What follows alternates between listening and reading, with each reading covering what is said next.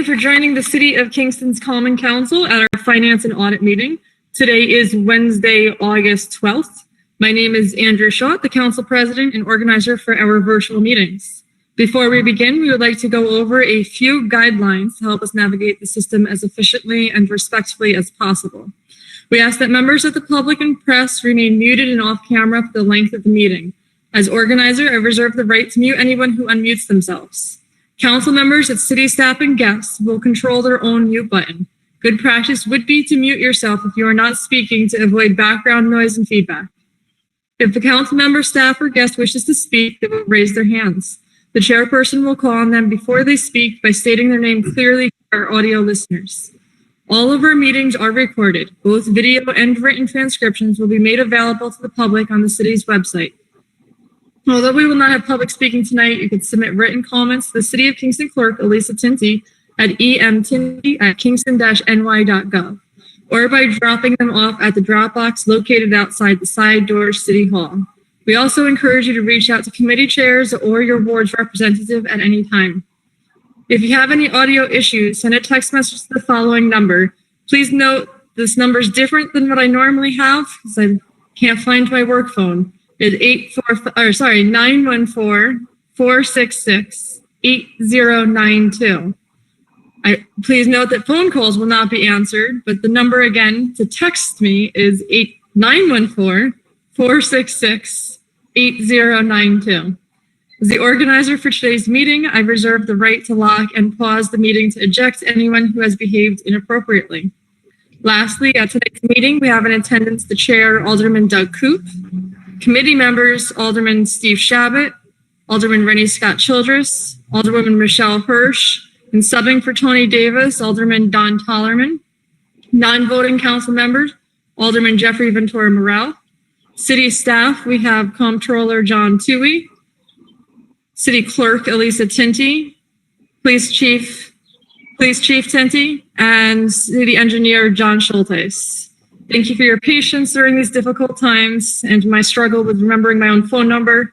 And on behalf of the Common Council, I wish you and your family good health, and I give the floor to Alderman Koop. Okay, thank you, President Schott. First of all, I'd like to thank Don Tollerman for sitting in for Tony Davis. Thank you very much. Tonight we have 8 agenda items. We have the, just going through them quickly, the Elmendorf street repair, 2 budget modifications from the police department, several modifications from Parks, Recreation, and DPW. We will have a discussion of tow truck fees, and joining us is the owner of Dan's Towing Service, Dan Lewis, who we'll see soon, and then a wastewater treatment facility from Alan Winchell. So the first up on the agenda is the Elmendorf Street Bridge repair. As you know, was there a question? Okay, as you know, the Elmendorf Street over the rail trail was recently undergone repair, and we found a lot more than we hoped we would find. So I'm going to turn this over to John Schultes as what they found and what the plan is. So John, you want to take it from here, please? Yep. Good evening. Thank you, Chairman Koop. Yeah. So on July 20th was when we first discovered this problem. And the bridge is a timber bridge supported on stacked stone abutments, and because it's less than 20 feet, there was not a regular program of inspection for this bridge. But as a result of some construction activity related to resurfacing Elmendorf Street, part of the deck was removed, and upon doing so, we were able to see some extensive rot in the timbers that support the span, and it was an immediate concern once this was discovered, and so the roadway was closed to vehicular traffic. And so in consultation with DPW, I have my suggested course of action is to engage a design consultant who has a specialized knowledge to advise us on the repair or replacement of the bridge. And so within my letter, within my communication, you'll see an estimated schedule. I estimate that this could take about 2 months to design, and then we would put it out to bid and look to engage a contractor as early in the spring next year as is possible, and that perhaps by June of next year we could have the project complete. Did identify some preliminary budget numbers. I arrived at these really on the basis of what I anticipate is likely a complete replacement of the bridge, at least the superstructure. There's some, it could be somewhat less if a simpler repair option is found. However, we do know at this point the entire deck and all the beams do suffer from the same deterioration. The bridge really has reached the end of its useful life. We don't have a good record of when it was first built, but there's reason to believe it's over 100 years old, in which case it has given us 100 years of good service, and it'd be time to do more than just a spot repair, but rather a rather extensive project. And in conjunction with that, we identified some opportunities to improve the street profile and come up with a solution that's going to be easier to maintain, easier to inspect, safer, and better for all users. And so at this point, the best estimate I could give you would be in the $700,000 range for design and construction. And so that's again reflected in tonight's request. So I'm happy to take any questions. Steve Shabbat, please, followed by Randy. Thank you, Mr. Chairman. John, since this really is connected to the rail trail in kind of a big way, might there be any money out there in the forms of grants to help pay for the cost of this? I did investigate possible grant sources. In years past, in even numbered years, 2018 being the last one, there was a program called Bridge New York, which might have helped with this. That grant program is not being offered for 2020. And so, unfortunately, I was not able to identify any grants that would cover this. And even if there was, I'm afraid this project might score rather low compared to other bridge projects that score high when it's, for example, the only bridge across a given feature, and if there was a really long detour necessitated as a result of a bridge closure, which again is not the case here. We did coordinate with the county to determine that in fact the bridge is the city's and not a county responsibility. When the county acquired the railroad right of way, it was discontinuous at this point, which means the city street, Elmendorf Street, has priority over the railroad, and the city has ownership here rather than the railroad, which would then have fallen to the county. So it is a city responsibility, and I was not able to find any suitable grants at this time. Okay, nothing has, even though it's old, I'm not aware of anything of a historical nature that, we might be able to pursue something like that. Well, there are historic bridges in in and near the city, most notably the Wirt Street Bridge, that are listed on the CRIS, the CRIS, that is maintained by New York State, but this bridge is not does not have that same designation. Okay, thanks.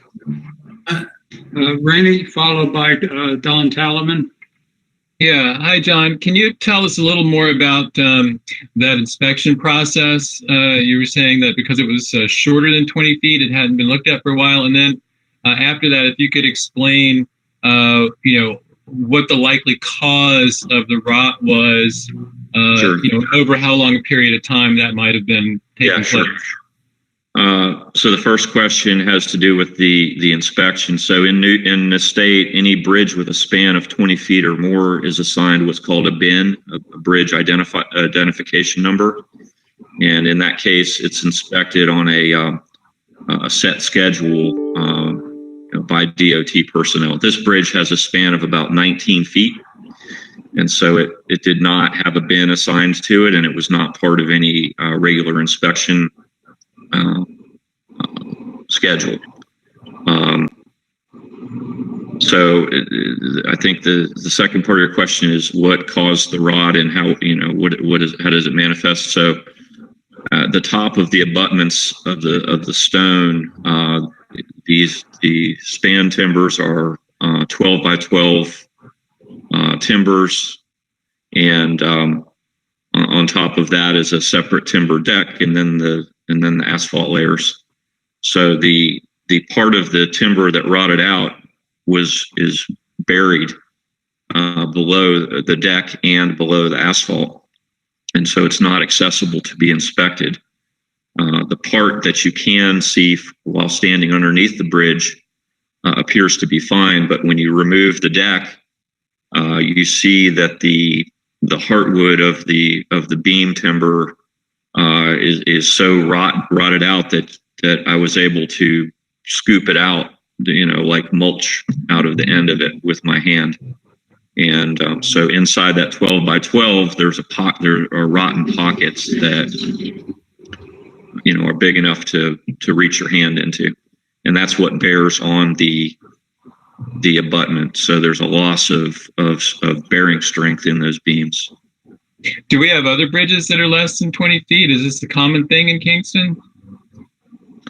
Right. So the only other one that might be similar to this is the tunnel that the other part of the Kingston Point Rail Trail passes under Delaware Avenue, right before 9W. Mm-hmm. That would be a similar situation. Okay. Thank you.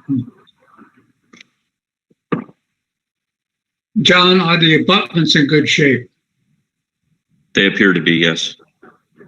Can they be used in any scheme that we go forward with? Yes. Whether it's repair or rebuild, we can use the same abutments. There's no degradation of the concrete, et cetera, et cetera. The engineering consultant that we ultimately select, if we go forward with this proposal, would evaluate those. I can tell you the Albany Avenue Bridge over this same trail is of a similar construction, and about 18 or 20 years ago, DOT did a project probably very similar to what we're getting ready to have to possibly do on Elmendorf Street, whereby the majority of those stone abutment was retained. However, they removed about the top 4 feet of it on each side and replaced it with concrete mass footing. So that could be something similar undertaken here. I'm sorry, I skipped over Alderman Talaman. That's okay. I was going to ask about the abutments, and Doug asked about historical nature, because if there is some stonework there, that could be worth saving and even enhancing for a historical look. Okay.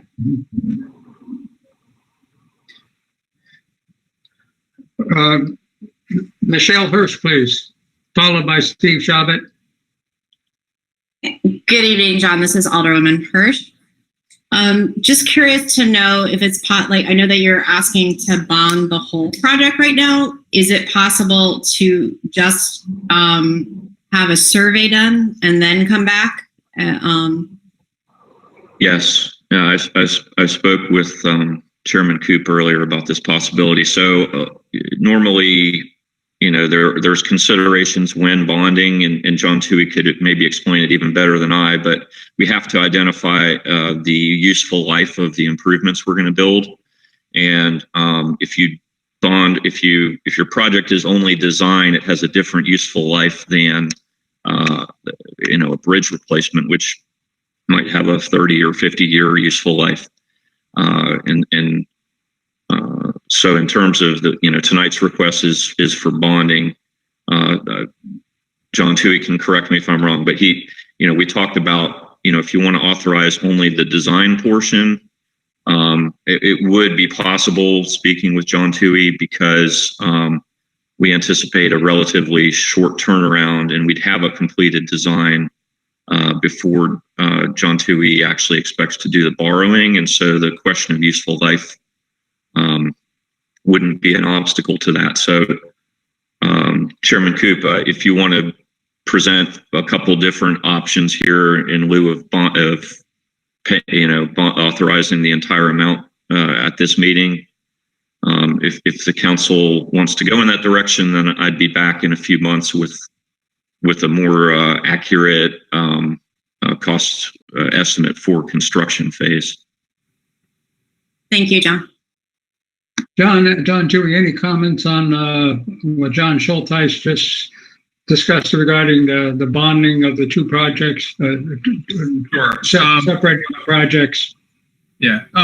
Just to build off of what John said, the council could opt, or could decide to do a bond ordinance for just the engineering, get a price on the real rehabilitation of the bridge, and then come back for revise that bond ordinance and make it for the entire project with a well-defined amount.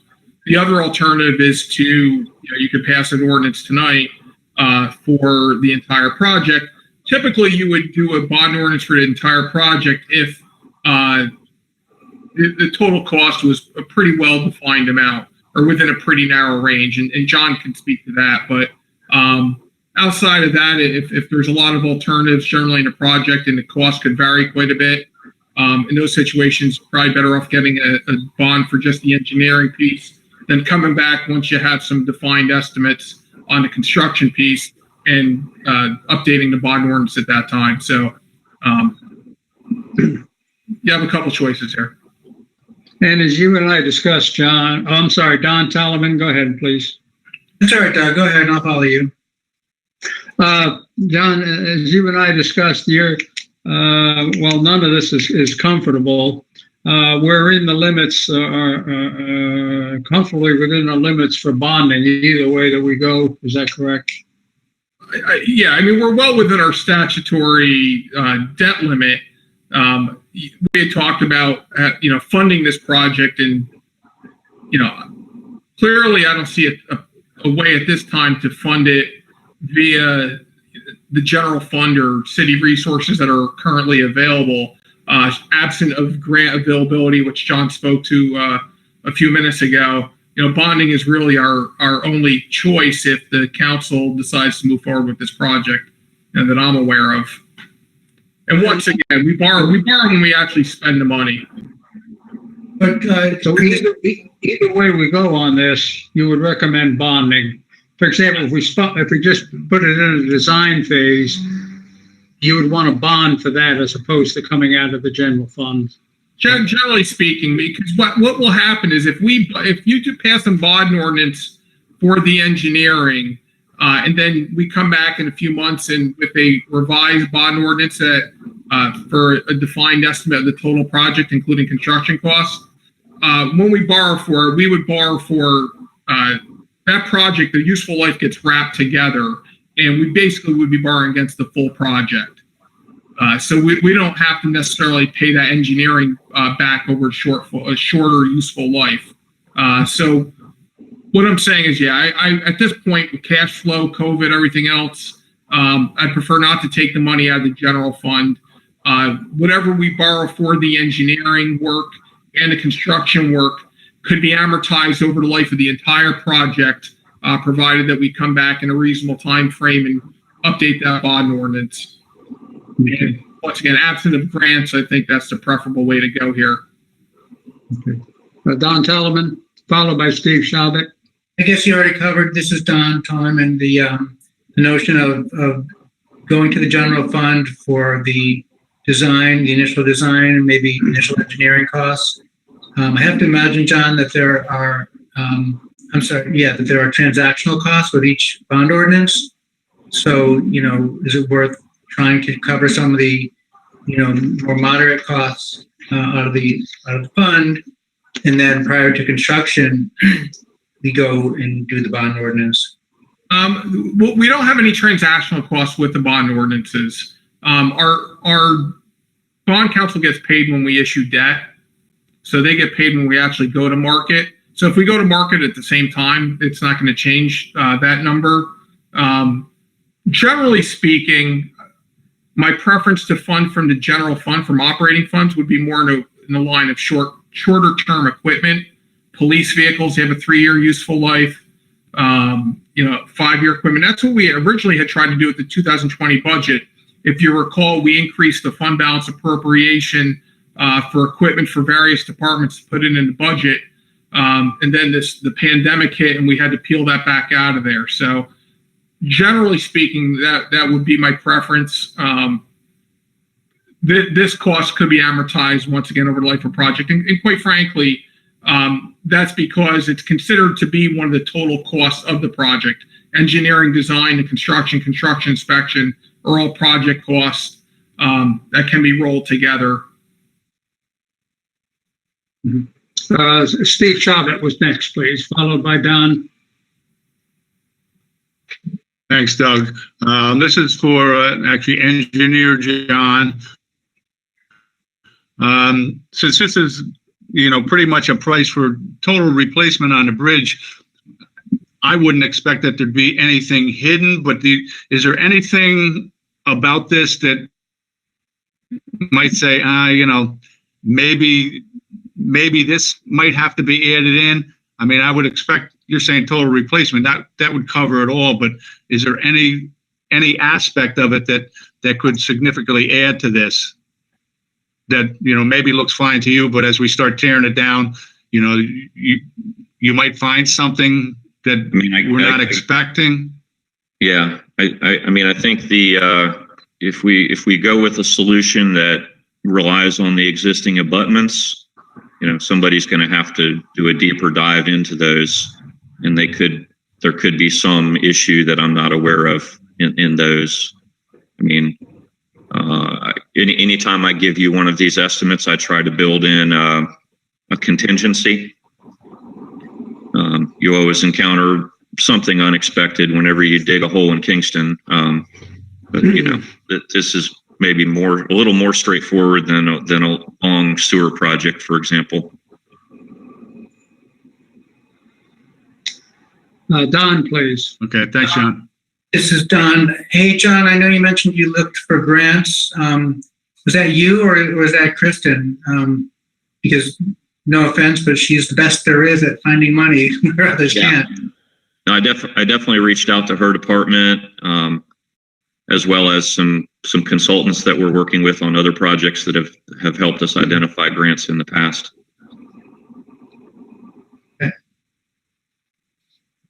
I would just make what may appear to be a somewhat silly statement, but not fixing it and closing the road, I presume, is not an option.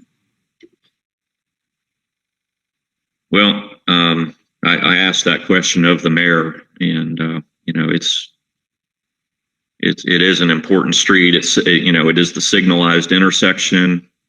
I think the undesirability of having 2 dead-end stubs of Elmendorf that are now difficult to get to, difficult to maintain, nowhere to plow the snow.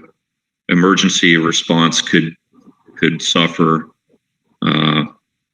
Right now it's open for pedestrians, and it receives heavy use as such. But if we were to really say, we're gonna abandon this as a bridge and close it entirely, it would be closed to pedestrians. I mean, you could consider a pedestrian-only bridge. I think, emergency services response, police would tell you that limits their ability to respond quickly to that area. You have the signalized intersection at Broadway. So you'd be losing a significant amount of utility from the transportation network to cut this off. Okay, thank you. Other questions or comments? Well, then it would appear that we have two possibilities. One is to authorize the expenditure of $75,000 mod bonding for design of the project. And the second would be authorization of the full amount of expenditure of $700,000 for bonding for design and construction. So I'd like to get a sense as to which one of these proposals we'd like to consider. Rennie Scott Childress, please. Yes, Rennie Scott Childress. I think given that, as Engineer Schultheis pointed out, there's the potential for a wide variety of possibilities to look. I think that it might behoove us to go with just passing an ordinance for the design elements at this point, and wait to see how extensive the repairs would have to be before we try to pass an ordinance for the entire amount. Does anyone else want to weigh in on that between the two possibilities, or any other comment? Michelle? Yes, this is Alderwoman Hirsch. I'm in favor of just approving the design at this point, as Alderman Scott Childress suggested. I'm in favor of taking a more conservative approach, knowing as much information as we can before bonding anything larger. But I just am in agreement that this does need to get done. I don't want to have this street closed. It's an important thoroughfare for our community and the people that live there. But I just think that we need to be as prudent as possible during this time. Thank you. Okay, John Schultheis has actually prepared two committee reports, and I sense from the committee that the one that we most likely to act on is authorization for bonding for design of the project. So I will read that, and if someone cares to make a motion, a second, we can vote on it. If it's appropriate after that vote, we could go to the alternative committee report, which is the full project. So from the engineering department, for project repair or replacement of the Elmendorf Street, authorization of expenditure of $75,000 to be provided by general municipal bonding for the design of the project, authorizing the mayor to execute a contract for professional services for the project. The estimated financial impact is $75,000. Is there a motion? Rennie Scott Childress. A second? Don Talaman. Okay, all in favor, signify, please. Aye. 1, 2, 3, 4. The vote is 5-0. Okay, John, thank you. Thank you, and bring it in under budget as quickly as you can. Thank you. Moving on.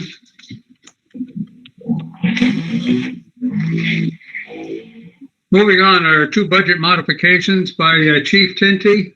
Chief, are you there? Yeah, we're here. Where are you? Yep. Are you coming on? There you are. Okay. Hi. Outdoors. Chief, you have two budget modifications I'll read the first one. You're requesting a budget modification to request grant funds from from DCJS. I asked you to define what the alphabet soup is for crime analysis service. What are they, please? And the amount is $60,000. Correct. Yeah, every year we do the same thing. The GIVE grant is the offshoot of IMPACT. GIVE stands for Gun-Initiated Violence Elimination. And essentially, we're one of 17 jurisdictions in the state identified that have been granted grant funds using both focused deterrence. In our case, we focus on the IPVI, the Intimate Partner Violence Initiative. And part of that is the use of these funds that the state gives us specifically for crime analysis. We have a contract that we renew year to year with the John Finn Institute out of Albany. They provide the crime analysis. Essentially, they take our data and put it together. We do presentations once a month to share with other jurisdictions, the state police, town of Ulster, sheriff's office, and so on. The state comes down for those presentations, and all the analysis is done. So it allows us to kind of focus on what we've been calling hot people and hot places. So we know who to focus on and where to focus our efforts in an effort to try to reduce crime. Yeah, I have three questions. What is GIVE? The GIVE is the Gun-Initiated Violence Elimination. It's a grant program from the Division of Criminal Justice Services, DCJS. And the DCJS is the Division of Criminal Justice Services. Oh, okay. All right. Now, in looking at the revenue, this is a New York State grant. Correct. And in looking at the budget book, I see for that budget item, I see zero for 2020. So where is this money coming from? We're increasing the revenue account. Well, if you look at the budget modification, you'll see a revenue increase of 60,000 and an expenditure out of the 472 account for 60,000. Well, this has budget coming from the revenue into the contracted services. Correct. I'm asking for a budget modification to reflect that change. Right. But when I look at the budget book, I don't see any money in there in that particular budget line item. Did that appear after the budget was passed? John, maybe you could comment on that. This is an addition. This revenue wasn't in the budget, correct, Chief Dinty? That's correct. So this is a new grant funding work that's in the budget. I'm just going to pull out what are the account numbers, Jed? 312472. 422? 472. 472. Yeah, for 3889, I'm looking at page 87 on the budget book.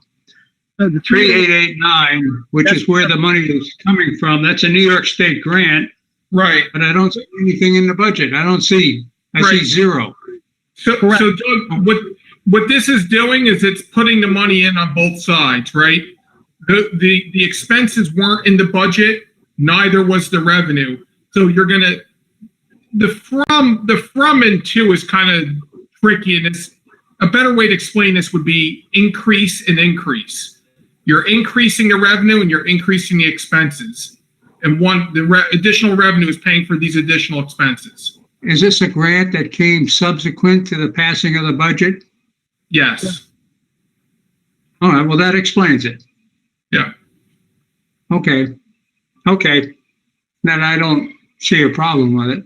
Any other questions? Oh, yeah. One other question. Give me an example of, crime services, crime analysis services. So one thing they do is one of the most basic things they do is prepare a weekly sheet for our patrol officers and supervisors that indicate where the past crimes were for that weekly period. They'll dot it out for us essentially, and they'll put it out there so the officers know where to focus during their patrol function. Okay. Other questions? Okay, I'll read the committee report from the police department. Budget modification to reflect grant funds for crime analysis. Financial impact is 0. Is there Steve Shabbat, you're making a motion? Are you making a motion, Steve? Steve? Okay, second. Randy? All in favor? 1, 2, 3, 5, 0. Thank you. Okay, moving on. Retirement accumulation for the retirement of 3 officers, a request for $46,500 from contingency. Comment, Chief? Yeah, we had 2 officers, Officer Harry Waltman and Officer Mark Wycane, retire in the March-April timeframe. And we had 2 additional officers leave. One of them did not have any accumulation of time, but that was Officer Tom Scalisi and Officer Roger Boughton as well. So the 3 retirements I'm referring to in this committee report, is Boughton, Wycane, and Waltman. Mm-hmm. So as far as the retirement accumulation account, this year we budgeted 0 most of the time, and then go back when it's necessary once the officers make the determination that they're going to retire. So every year we go back and try to cover the account through contingency to some point. This year it just happens to be the first one. I anticipate possibly another retirement before the end of the year, but this is the one for the 3 officers. Questions? Alderman Shabbat. Steve Shabbat. I'm making a motion. I'm making a motion. Okay. Okay. Motion by Steve Shabbat. Is there a second? Rennie Scott Childress. All in favor? 5-0. Okay, thank you, Chief. Thank you very much. Enjoy the rest of the night. See you soon. Okay, moving on.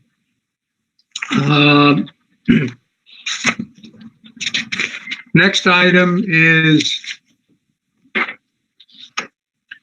interdepartmental transfers from Ed Norman. There's actually 2 here. Transfer within Public Works of $4,700. Transfers from no financial impact. Transfers from safety and refuse into traffic safety and recycling. $4,700, no financial impact. John, do you have any comment on these?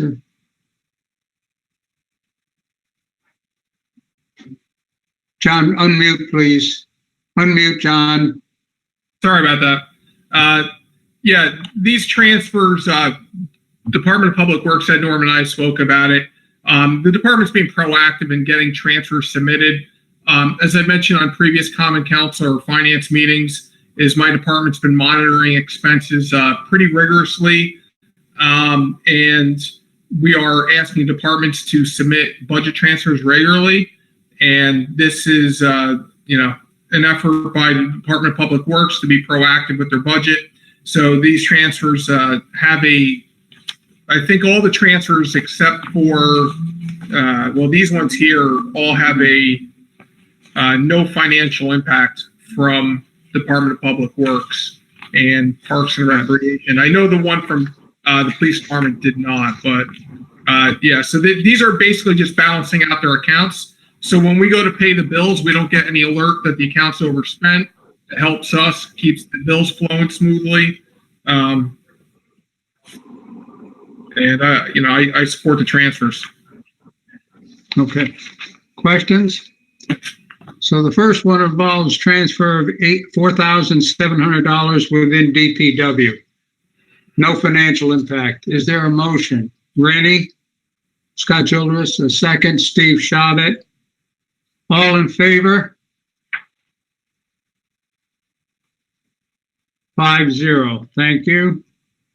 Next is a transfer similar in nature from Parks totaling $8,500. Estimated financial impact is 0. Transfer from some Parks accounts into other Parks accounts, $8,500.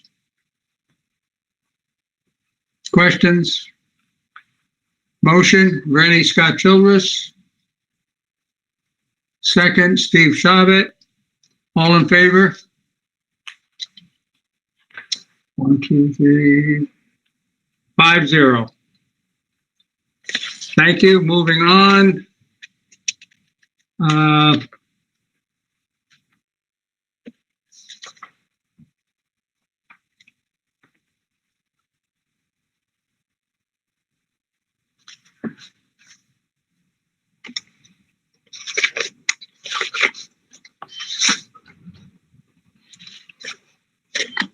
Okay, I got it now. 2 more transfers of 0 financial impact. One within Department of Public Works for $12,561. Transfer from street and storm sewers into street, storm, recycling. 0 financial impact, $12,561. Questions?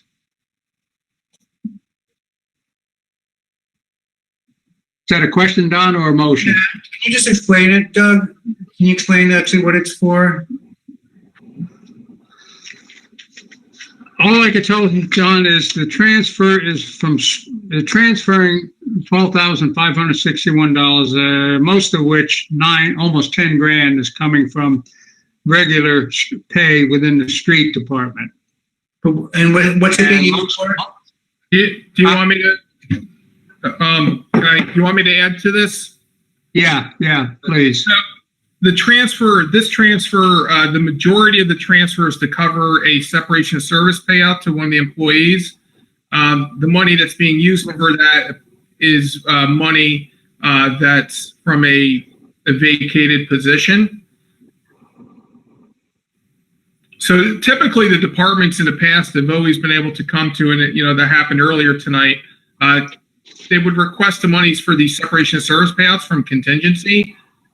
With some of the vacancies that Public Works has had, they're able to cover this from within their own budget rather than coming from contingency. So where normally this could have a negative financial impact, it actually has a no financial impact.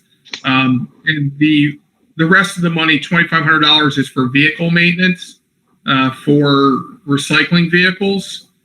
And then there's $150 for, I believe, an account that probably shouldn't have been cut when it was cut when we did the percentage across the board cuts. John, when you say separation of service, does that refer to severance pay? No, what that refers to is CSEA employees accrue time.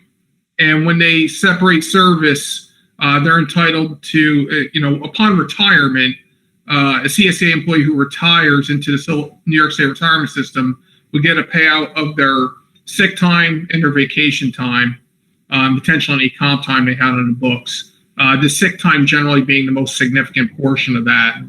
Okay. Great. Thank you. You're welcome. Other questions? Is there a motion? Steve Shabbat. And a second? Rennie Scott Childress. All in favor? 1, 2, 3, 4, 5-0. Okay.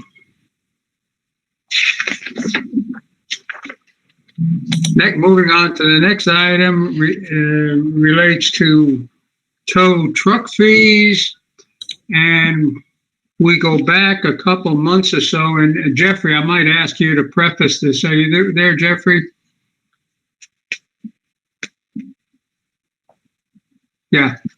John, did you want to say something first? Just a quick question. Did you handle the $72,753 transfer? No, I did not. Sorry. Let's go back. Yeah, that's the second one. Yeah. This one's not so small. This is a transfer of $72,750 within the parks, transfer from various accounts, and a big chunk of that is going to the retirement of Kevin Gilfeather. John, you want to walk us through that?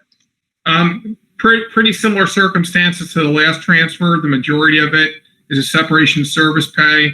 The monies being used to fund it are coming from regular pay lines where there's monies available due to staffing.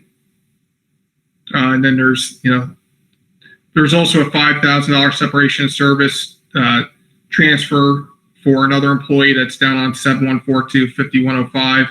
That's the $5,000. But once again, it's an internal transfer, no financial impact. And once again, not coming from contingency. Other questions? Yes, Randy? Had a motion? Motion by Randy Scott Jolis. Second? Steve Shavit? All in favor? 1, 2, 5, 0. Okay. Thank you, John, for catching that. Andrea?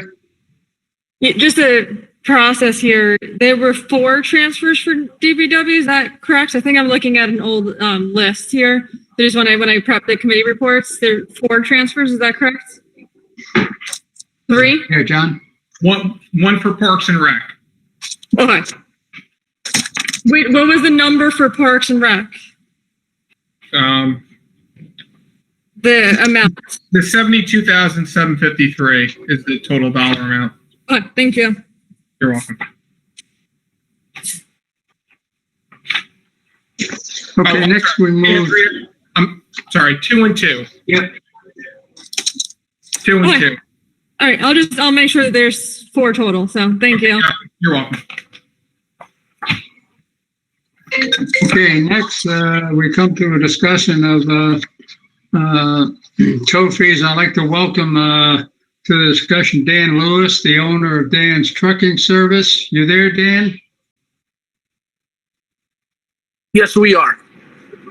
Okay. Yeah, and I know you brought. I bought Mark Weinberger from Mark's Towing also.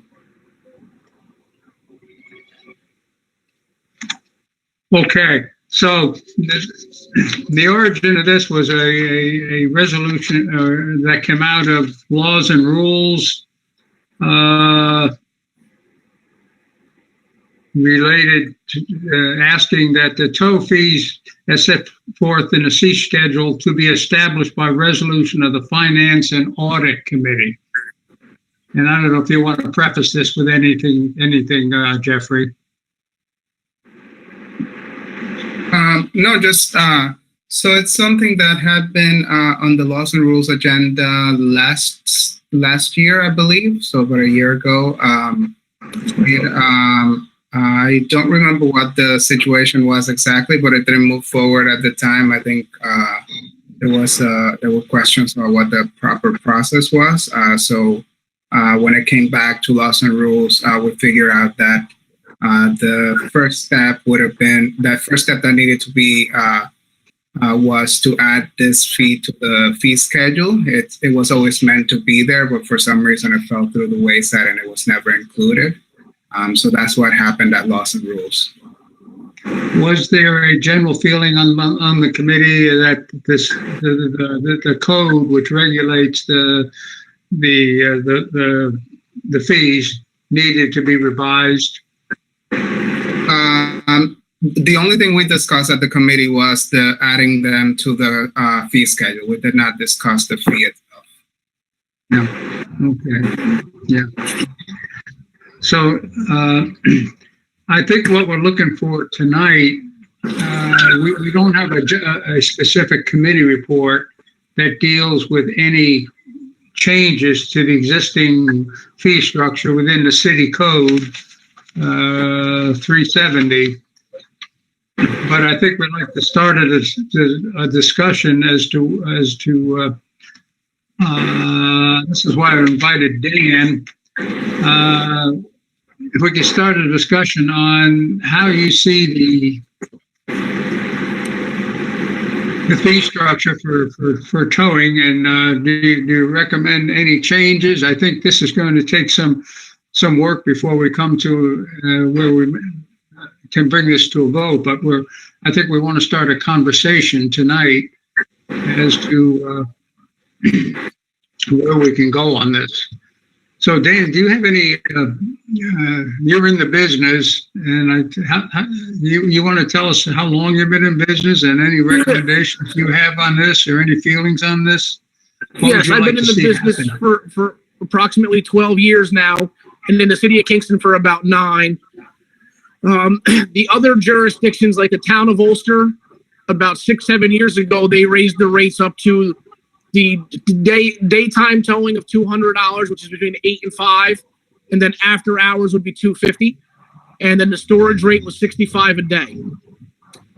The other jurisdictions in the area are unregulated at all, like the towns of Esopus, the towns of Rosendale, towns of Saugerties. None of that is regulated at all. And over the past 10 years, insurance has gone up. The price of trucks have gone up 30-40%. And, I got with all the other tow companies and I spoke to most of them. Some of them couldn't make it tonight, but one could. But they're all in agreement that we would like to see what we could do to get the rates increased. And it would be in line with the town that it joins us, which is the town of Ulster. Mm-hmm. Okay. As I look at the code here, there are many items here involving, for 3/4 trucks, tractor trailers, return empty, snow tows, dollies, it goes on and on. Are you looking for a recommendation, a specific percentage increase or just particular items? Well, I would say a percentage increase. I mean, we typically never use dolly wheels. That's a thing of the past. That was probably back in the 80s. And then there's a thing of the past. Everything now is a flatbed.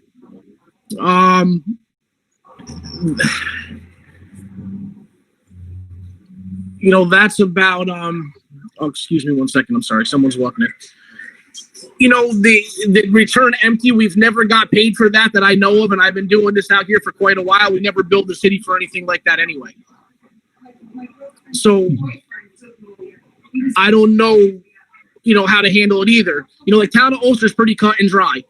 Let's say there's an accident at, 2:00 in the afternoon, it's $200. As long as we're not there for an hour waiting for Central Hudson or something, there's no extra charges that can be added to the bill. And same thing at night. If we're there for an hour and a half, then we could add an extra, but that doesn't happen too often. It's usually cut and dry pretty quick. Mm-hmm. Rennie Scotcholis, followed by Michelle Hirsch. I've seen that the city of Poughkeepsie in the last several months was looking at their towing fees. I think one thing for us to do would be to look at some similar sized municipalities like Poughkeepsie, Newburgh, see what they do.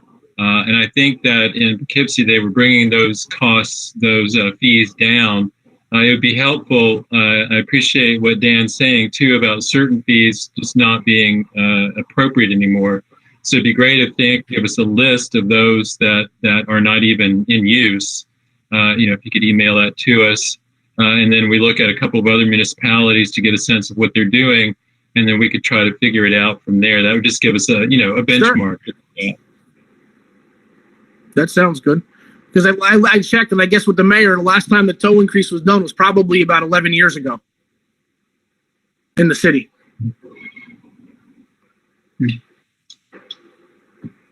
Michelle Hirsch, please. Hi, this is Alderwoman Hirsch. I want to just comment that I did look up some of the other cities' towing fee schedules. Poughkeepsie is $60 a day. Newburgh is the same as ours right now, between like the hours at 8 a.m. and 5 p.m. It's $125 a day. It goes up to $150 between the hours of 5 p.m. and 8 a.m. Beacon is $75 a day. And then, various storage fees. Even Beacon is only $15 a day. I appreciate a business needing to increase their revenue right now. I think every business does, obviously. But we also have a 15.7% unemployment rate right now in New York. And I'm just afraid of raising fees on people that don't have driveways, that are renters, and that would be more apt to have getting towed. So I just think we need to be really cautious about this right now. Thank you. Thank you. Other comments? Let me just throw something out here. What I think what we need here, coming from you, Dan, and perhaps your other people in the business, I don't know if you have any type of a professional or business organization which links you all together, but somehow if people from the towing business in Kingston could go through the city code and make specific recommendations of changes, and perhaps showing what other municipalities have done in that particular category. Anyone else want to comment on this? I'm trying to figure out how to handle this, because none of us know anything about towing. None of us know anything about the business. I think it's got to come from you, Dan. Yeah, absolutely. I can get the guys together and then compare it with other municipalities. I can do something like that for you. We can definitely handle that. Okay. Michelle? Yes, this is Alderwoman Michelle Hirsch. I was wondering if John Toohey is still on. I'm just curious to ask about when fee reviews are generally done. Is it done during, finance and budgeting? Hi. Yes, they are. It's normally part of our budget meeting with the departments that charge those fees. And it's something we ask them to review prior to the budget meeting. Thank you. You're welcome. Rennie Scott Childress, please. Yeah, so this would actually be the perfect time for this because we're getting ready to go into budget season. So I think that's a great idea to have Dan and his fellow tow truck cadre, give us some feedback as soon as they can. And I think too, that in Poughkeepsie they were bringing the fees down. So I would certainly be open to looking at lower fees. Well, lower fees won't do it. I can tell you this, the guys now, when we go out at night, it costs, the trucks are over $100,000 for the basic truck, and everybody out here has pretty nice equipment. Insurance went up like everything else goes up. The guys at least get $50 to go out at night, one of the guys that go out in the truck. So if we're charging $125, it's almost not worth doing it. And we've been talking about that, how it's not worth it. And if everybody, we got to come to some kind of compromise. And I'm not saying it has to be the 200 and 250, but after 10 years of not getting a rate increase, you guys get a pay increase. So we should have the same opportunity to get an increase on what we do for the city also. We clean up the streets as well as the road sweeper does. We're getting cars with no tires on them. We get stuff that's been sitting for weeks and weeks on end with no keys. And I'm not asking for everything, but to even say to go down, that's like a kind of an insult. You know what I mean? When the price of everything went up in the past 10 years, everybody gets a pay increase, a cost of living increase, but we haven't got one. Right. Well, I'm just saying you let us know what you think is fair. Yeah, absolutely. And I would like to make it fair. Absolutely.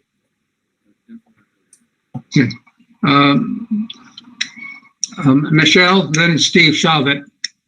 Yes, this is Alderwoman Hirsch. This is a question for Dan's Towing. I'm just curious, when I Googled your towing company, are you located in Kingston or Rosendale? So when I have a place in Rosendale also, but my main spot is 293 Hasbrook Avenue in Kingston. Okay, so when you're sending people out, you're sending them out just from here within this. Kingston. Correct. All my employees live in the city of Kingston also. Okay, thank you. You're welcome. Steve Shabbat? Yeah, thanks. This is Steve Shabbat. And I'm talking to Dan now. I don't think anybody's questioning that you don't deserve a raise, but we do have to look at both sides, and I think the point has been made. We're really not in a position at this juncture without some information from you to determine whether $200 is fair or $100 is fair. I mean, we have to do our due diligence, as I think Michelle brought up. We also have to look at the other side. Maybe we're paying too much. So we really have to look at both sides of it. So this is where you have to come in. I mean, you really have to give us some information to justify an increase. And then we can have some legitimate discussion about it. Sure. We can handle that. Okay, Michelle? This is Alderwoman Hirsch. Another just issue that I just think of, like, I know that the tow truck licensees pay license fees. So if they're going to be increasing, if like we were to increase their fees for towing, I believe we should also increase their licenses then as well. That is money then that comes directly to the city. The money for towing doesn't come to the city. It goes directly to the tow truck companies. So, thank you. But that's what pays our taxes here also, when we get that revenue from that. But if we go through the records and see how many cars we get stuck with, it would mind boggle you guys. If I could go through and say, in the past 6 months, we got stuck with 6 cars that had no plates, out-of-state plates, and then we don't get paid. So, and then scrap is down to nothing. And I just find it very appalling that you even want to even talk about lowering the rates. It's just, I'm going to get all the guys out here now to sign a petition to up the rates, and then we're going to do a little research. But I wasn't here to, it's like, instead of saying, hey, you know what, you guys haven't got an increase, but I guarantee everyone here got a pay increase at some point or some way. And I'm sure if we go back to the city for the rates for the parking meters and for parking tickets, it all went up in the past 10 years. And we just want to keep it fair. We're not asking to be greedy. We're just asking to keep it with the times. It's been 10 years. Ulster's rate's been that way. And Ulster's been them rates for years. And their fees are cheaper to renew every year. So Dan, I think what we're asking for is that we start a conversation with you initiating it. If you could put something together, send it to my attention, that gives us some feel for your recommendations, changes you'd like to make, justifications, comparison with other municipalities. Work on it, put it in a presentable form, send it to us, and we as a committee will look at it individually before we come together. We may have some questions. I'm not exactly sure how we'll go for the next step, but the first step, I think it's got to come from you, and you seem willing to do that, which we appreciate. Absolutely we are. We all are. All of us talked about it. But like I said, I couldn't get a lot of guys here tonight because some of them do work themselves, and we kind of have to do it. You know what I mean? It's almost to the point where it's not. Sometimes it's not worth it. It's not worth it. You know what I mean? That's where I'm going at it with. Okay. How soon do you think you can put something together like that? I would say give me 2 weeks. I got a couple things going on this week, so I'm tied up. But next week I'll be free and I'll get some things going for you guys. All right. Okay. I think we can. That'd be fine. We can live with that. Michelle? Yes, Ms. Alderwoman Hirsch. Chairman Coop, I was just curious if we can find out also like how many licensees that we have in the city, how many licenses are issued, how many? I believe there's 12 in total. Okay, thank you. You're welcome. Okay. Okay, so let's, that will be the action item. The ball's in your court, Dan. Okay. And any of your colleagues. So put something together. You do 2, 3 weeks, whatever, take what you need. Yeah, it's going to take me a solid week or two. Yeah, we'll get it done. Yeah, okay. and you can send it to my attention. You got Okay. it. Thank you, guys. Thank you, Don. Bye-bye. Thank you. Okay, moving on, we have one other item on the formal agenda. This is a request from Alan Winchell, wastewater treatment facility, a budget transfer of $10,150 most of it coming from pump stations to cover current and future legal fees associated with the Aslan litigation. John, you want to make any comment on that? John Tui? I'm trying to find it in my packet here so I can. It's a transfer of $10,150 wastewater treatment. Yeah. Well, I can tell you what it's about. It's about the Aslan litigation. Right. I can't necessarily speak to the status of that litigation. Kevin Bryant, if he's on, he could. That would be his bailiwick, but that's essentially what this transfer is for. Just trying to find a Kevin, copy. can you see anything on this? Kevin? Do you have a committee report, Doug? Yes, there is. I don't have it in my packet. I had trouble finding it too. Doug, what have you? It was there. Doug, what exactly is your question? The question that I have is, this is a transfer that looks to support current and future legal fees associated with Aslan. Are we still litigating with Aslan? What is this?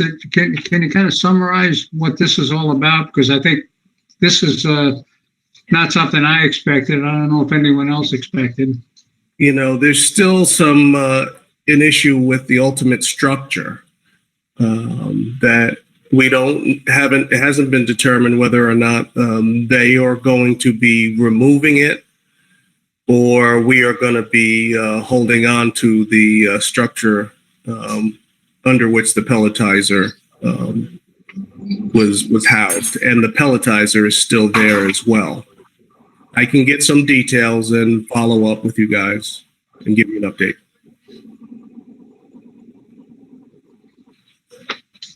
Is this very time sensitive, this transfer? Could we table this? Sure, if you'd want to. I don't have an issue with it. How do the rest of you feel on this? Yeah, I think we need more information. Yeah, I reached out to Alan today and did not get a response. Maybe he's away. I don't know. But I was asking for more information on this. He didn't respond. Sorry, he's on vacation right now. Sorry? Alan's on vacation right now. So. Yeah, I thought that was probably the case. Okay. Well, then, if it's not time sensitive, I would suggest we table this and have Alan and/or Kevin give us more information, and we can deal with it next month. Is that problematical at all? No, not at all. Okay. Then I propose we do that. Any disagreement with that? Okay. Okay, thank you, John and Kevin, on that. Let's move on. Yeah, Michelle? I was going to make a motion to table it. Okay. Second? We don't need a motion to table it. We're just leaving it on as old business. Yeah, sure, Kevin? Right? Kevin? Excuse me? Don't we need a motion to table it? No, you can, but it can just be resumed as old business. And we table things all the time without a motion. Okay, thanks. Okay. Consider it tabled. Okay. Let's move on. That's the end of the business items in the agenda. We're now ready. John, if you could give us the monthly summary of the financial state of the city. Sure. Thanks, Doug. I sent everyone an update this afternoon. First I figured let's talk about the COVID financial impacts first. I sent an updated sheet. I didn't make any significant changes on the sheet. Updated some sales tax numbers, the property tax numbers. I do want to point out the last three sales tax checks have been stabilizing. The check, starting at the most recent and working our way back. This last check that we just received was down 11.87% over the prior year. The check before that was 16.64% down. The check before that was 18.42% down. I'm staying conservative with our estimates, hoping for the best, but there is some sign of optimism that will be towards the low loss estimate side of my sales tax numbers. We don't know what's in store for us this fall, but hopefully that trend continues. The last three checks, or cumulatively for the year, we're down 8%. The last three checks have averaged in the neighborhood of 15%. So it's a little better than where we were a few months ago. Clearly, if you have the sales tax chart in front of you, we were having checks that were down 29%, 38%, 31%, 55%. So they were, and then there was one that was higher by 40%. So they're swinging all over the place. Last three checks have been somewhat stabilized. I'll continue to keep you posted. We have another check we should find out about this week, and we'll continue to build the data. But at this point, I'm trying to stay conservative with the sales tax estimates. If they continue the way they're going, I think what you'll see is my estimates just gradually decline in terms of the loss on the sales tax. And then with the property tax, seems to be stabilizing a little bit. We did a little bit of catch up with the installment payments that we offered have seemed to bring in some additional money. So that's good news. Parking really hasn't changed from the last time. Other revenue, mortgage tax, New York State revenue sharing, we still have no answer from the state on that. We did learn of 20% cuts in other municipalities, so we are expecting a minimum of 20%.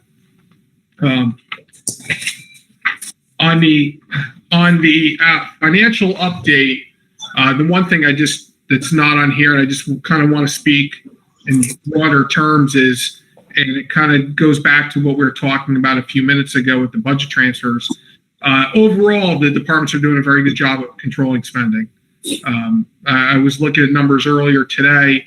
Year over year, actual expenses year over year, as of June 30th, we're down approximately $2 million in spending over the prior year, which I think is a real positive, clearly very positive savings with where we're at. I don't want to try to annualize that, and I don't see any outliers there. It's just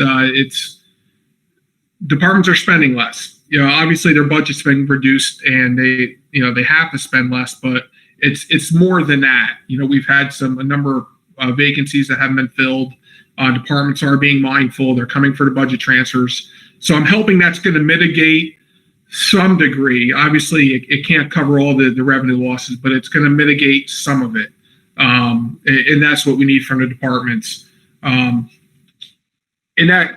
my narrative, that's pretty much the trend of the savings of regular pay. I mentioned 4.6% expended, overtime 39% expended.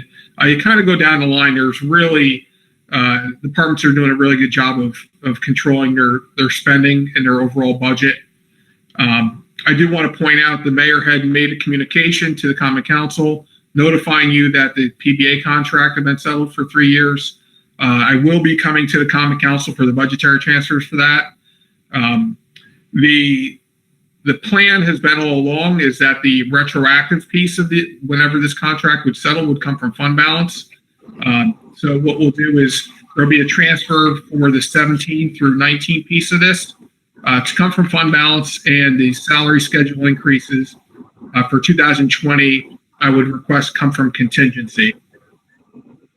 And those numbers for 17 and 19 is approximately $900,000. And I'm working on the 20 piece. It's going to be in the neighborhood of $500,000. Okay, so when will you be coming to us for that?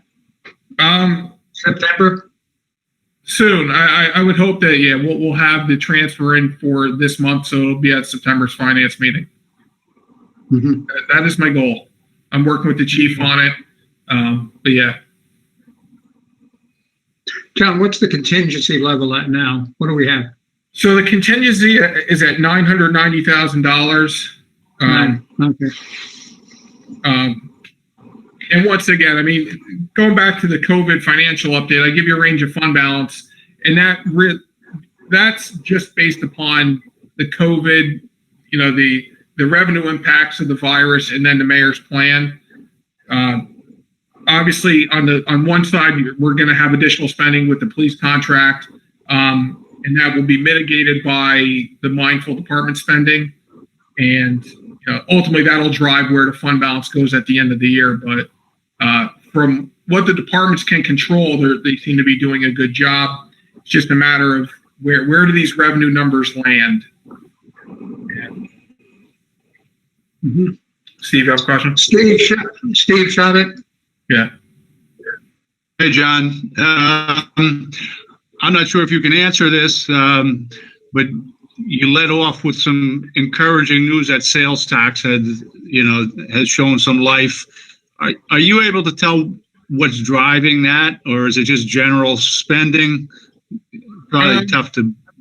Yeah, I don't really see what's driving that. I know the county comptroller, spends time on that and looks at that. That'd probably be a bit better question for her, but I think some of it is just the stabilization. It's, when you went from a period where the economy was pretty much closed to, it's been open now for a number of months. I mean, you kind of see it in the foot traffic when you're out. There's a number of factors, I think, but that I spoke at in previous meetings.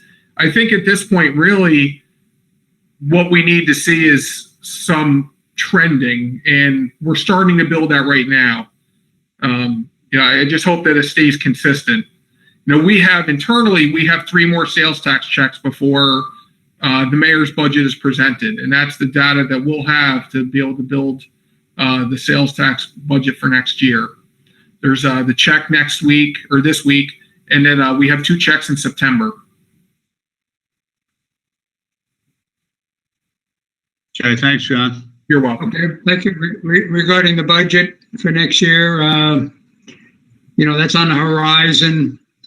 Are things starting at the department levels now, or? Yeah, the departments had for a couple of weeks now. They've had their budget worksheets. They're working on them. They are due back to my office next week. We're already setting up budget meetings with the departments, so they. I believe we may have a meeting next week, but pretty much from here out, we'll be in full budget mode. So you're really well into it. I would say, yeah, we're beginning. I mean, the departments are further along at this point. I mean, the departments at this point, most of them are essentially complete with their budget submissions. They almost have to be because they're due next week. But we haven't internally met with the departments to go through and process them and make changes to those budgets. So we're, in the in-between stage. Okay. Okay, thank you. You're welcome. Are there any other comments, items of business to be discussed? Okay, in that case, I'll entertain a motion to adjourn. Randy Scott Julius, and seconded by Michelle Hirsch. All in favor? 1, 2, 3, 4. Opposed? The vote is 4-0 to oppose. To adjourn. 5-0. Thank you, Don. Thank you. And Don, thanks for sitting in for Tony tonight. Okay. Good night, everyone. Good night.